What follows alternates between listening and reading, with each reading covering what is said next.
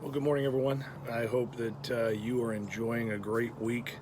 I know that I have, and looking forward to tonight's Bible study and into the weekend to continue in our study in John and also our food outreach. Lots of stuff going on at all times. What's interesting is in our passage this morning in Romans chapter number 13, there's it's a subject that leads to a subject that the two subjects do not seem related.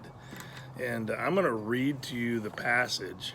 I'll start with the first subject, and then I'll show you where it leads. And so verses 8 through 10 seem like they're their own subject. So let me just read those to you. In chapter 13 of Romans, it says, "Owe no man anything but to love one another, for he that loveth another hath fulfilled the law.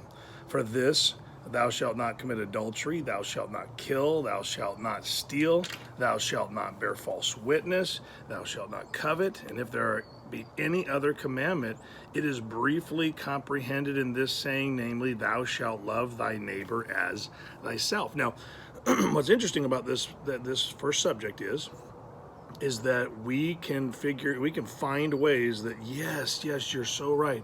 I wish other people would love me right.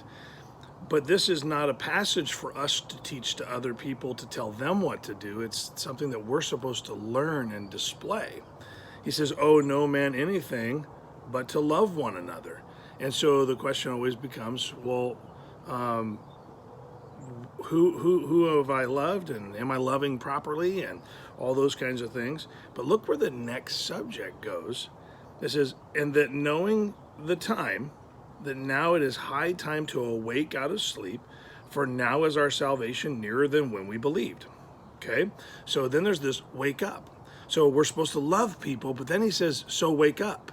The interesting thing is the Bible tells us that, and especially for those of you who have just really zeroed in on all end times prophecy and all this stuff, I wonder if you've really zeroed in on this one element that will be true, is that the love of many will wax cold. That's a big part of the time that heads towards the end. And so Paul is inspired by Jesus to tell believers that love is going to be the most important thing that we do. They're going to know we're Christians by our love.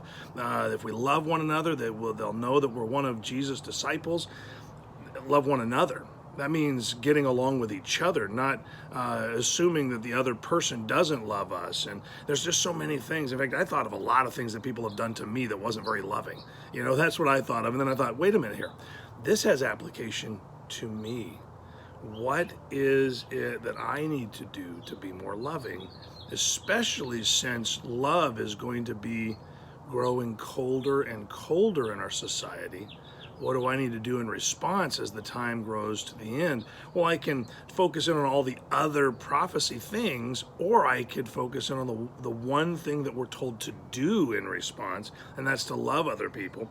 Notice what it says in verse number 12. It says, "The night is far spent and the day is at hand. Let us therefore cast off the works of darkness." Well, what would the works of darkness be? Probably unloving spirits, unloving behaviors and actions that we do towards each other.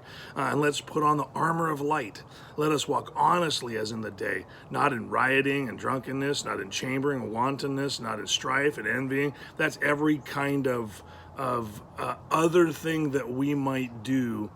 Instead of loving other people, we might do these other things. Remember, it started off with the commandments. If we honor if we love people, we'll do those commandments. It says, so throw away the things that are against those commandments. Last verse, but put ye on the Lord Jesus Christ, and make not provision for the flesh to fulfill the lust thereof. And I got to tell you, my flesh lusts to be loved. If that makes sense to you. And when I feel like people aren't loving me, my flesh lusts for getting even, for making it known, for telling people how it is. That's what my flesh lusts for. And the Bible tells us in verse number 8, remember, these are related subjects in the mind of the Apostle Paul. "Owe no man anything but to love one another, for he that loveth another hath fulfilled the law." And so as we see the day approaching, as we see the times getting darker, the only way it's going to be more lit is for us to let the love of God shine forth from us. It begins with each other. and then it branches out to the people around us. And so let love be your guide today. Maybe that person that pulls out in front of you, give them a pass. Maybe that person that's scurrying around and not paying attention to you. You know, there's a Martha and a Mary in all of us. Some of us lean towards Martha, some people lean towards Mary. Some of us just want to sit at Jesus' feet, and others want to make sure everybody has a way to sit at Jesus' feet. Just remember that love is our guide. And so we do all things from the basis of Christ loved us, and so we love others. Let that guide your day.